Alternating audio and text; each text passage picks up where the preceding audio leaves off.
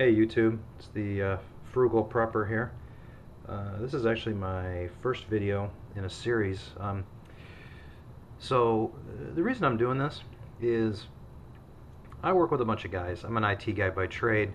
And contrary to popular belief, a lot of the IT guys I work with, we don't make a whole lot of money.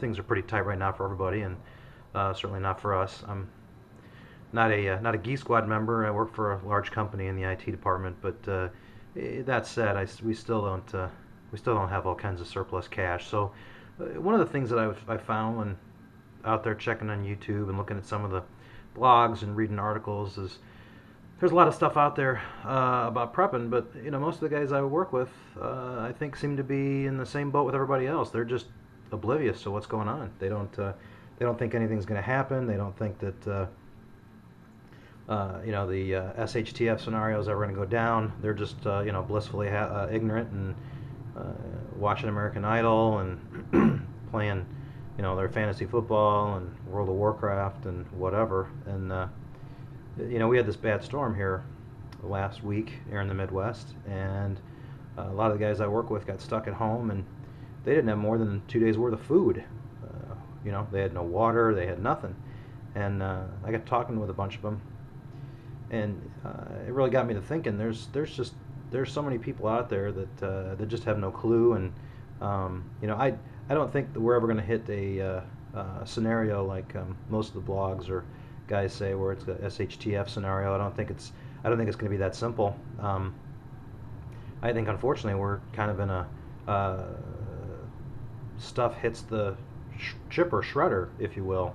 I don't think the fan's going to go on and the poo's going to hit it. I think it's being shoved through at a slow pace right now. It's like a chipper shredder.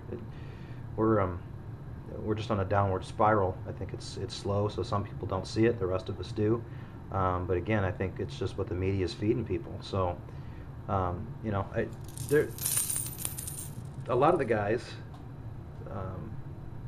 like me, this is what we got to work with for prepping. I mean, there's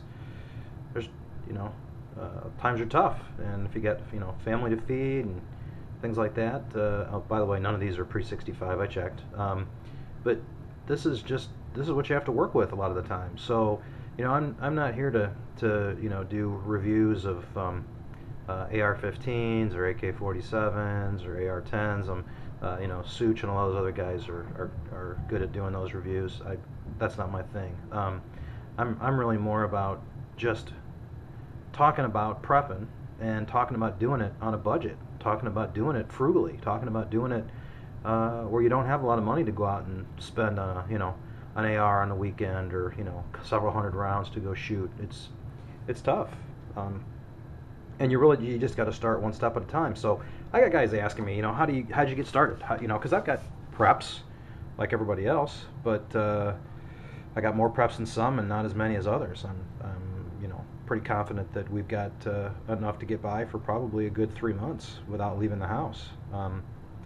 But I know guys, like I said, in this storm last week, that they couldn't get by one day without leaving the house. They had to shovel. They had to get out of their streets. And if you watched on the news, it was crazy. There's just lots and lots of people out there relying on the government, relying on the snowplows, relying on Meals on Wheels, whatever. And I think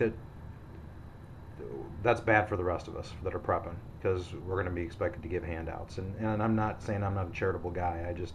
I think that it's going to put a strain on things as it is. So really, the purpose of these videos is just talk about how to do what you need to do to live and to take care of your family. And again, there's guys out there, again, like Scooch and the Yankee Prepper and Edward and some of those guys that I have a lot of respect for them. There's some good stuff on their channels.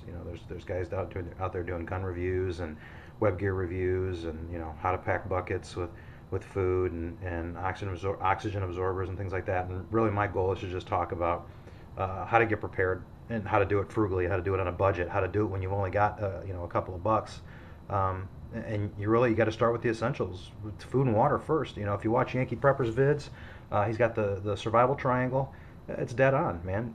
You got these guys that I work with. Again, they didn't have a day's worth of food. Think about that, a day's worth of food.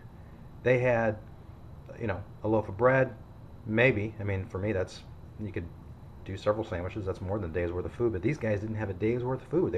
These guys lived paycheck to paycheck. Now, what are they spending their money on? I don't know. Maybe they got a nice new stereo in their car, or maybe they got a new PC, or they had to sell their iPhone 3 to buy an iPhone 4. I don't know. But a lot of them had their eyes open. We sat around the lunch table here last week at work, and these guys were hurting. And when I said, "Oh, we were in the house. I didn't even shovel for the first 4 days." They looked at me like I was crazy. And I think the light bulb went on for some of those guys.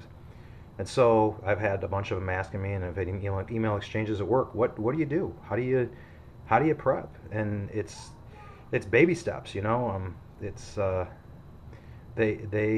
still don't think they see it coming, but I think they're thinking about the next big snowstorm. And there might only be one more this year, if any. There might not be another one for another 5 years, but at least their eyes are open now. I'm hoping they stay open, and that's really the point of these videos. So I hope these help some people. I'm putting them out there.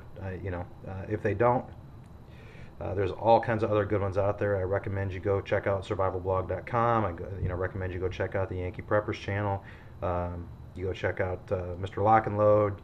I mean, I'll put a bunch of links in, but if you're seeing my video and you searched on preparedness and you searched on prepping, then odds are you've seen mine amongst a million other ones. So if they're of value to you, great. If they're not, good luck to you. Move on, and I hope you keep on prepping. I mean, that's the name of the game. I think once you get started, it's easy to keep moving, and once you find some like-minded people, it's easy to think about preparedness first, and not worry about upgrading to HT or a new LCD flat panel, or the latest upgrade to World of Warcraft. That stuff's just you're wasting your money on it.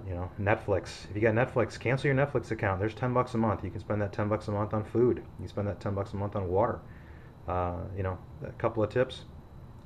If you're going to go to McDonald's, don't. How many times have you gone to McDonald's and spent $14 for a meal for you and maybe one or two other people? I know if I drive through the drive-through at McDonald's, I can't get away from that place for less than about $21, and I haven't been to McDonald's in probably a year for that very reason. You're eating one meal, you're spending $21. You could go to Sam's Club or Costco or Walmart, and you could buy several days worth of food, if not a week, if you know what you're doing. So stop eating out.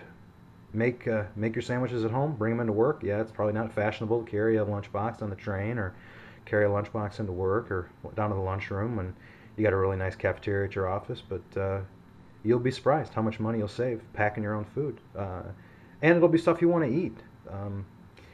Water's the same way. Don't buy the 4 bottles of bottled water at $1.50 a pop every day.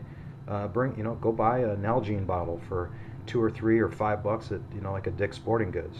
Bring that to work and refill it. Your employer's not going to withhold water from you. Worst case, get it from the taps in the bathroom. Get yourself a bottle with a filter in it if you have to. But that's the whole point of this, is just talking about for the guys that need to be prepping and need to be doing it frugally.